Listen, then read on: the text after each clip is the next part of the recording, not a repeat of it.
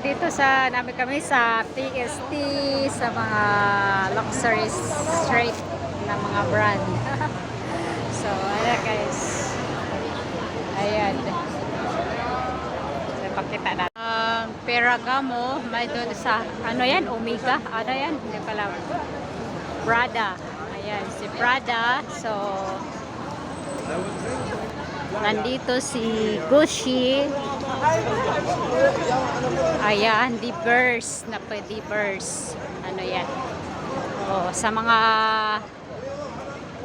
mayayaman dyan, dito kayo sa anong street to, dito sa Chinchachoy.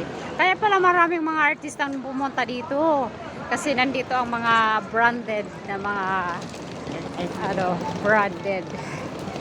Pero si Gucci. Bangga na. Oh, ito yung sa street. Yung buong street dito, puro talaga to mga ano, sikat na mga brand. Yan si Pindi. Dati wala pa tong Pindi.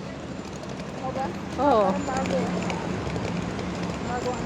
Bagong ano nila, no? Bago sila. Kahilera na lang talaga. Si Lee Min-ho ba yung model eh? Oo. Sa Korea.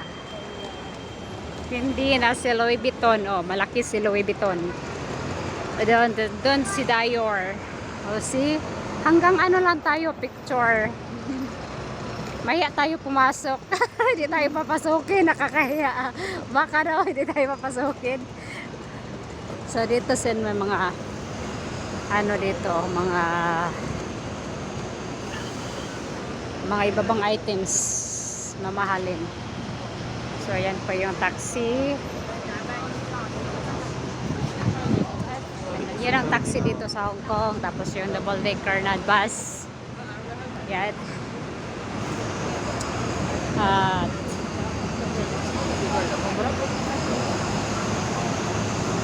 yan. Na si Tudor.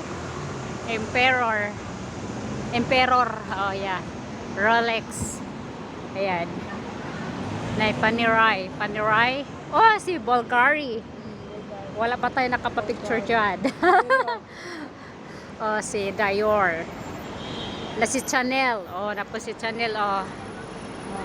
Si Dior. At si Bulgari. Oh. Dan dito talaga lahat ng mga, na po si Cartier. Oh, na po si Cartier. So ayan. Yan na guys. So, yan po ang home street dito. Puro to mga branded.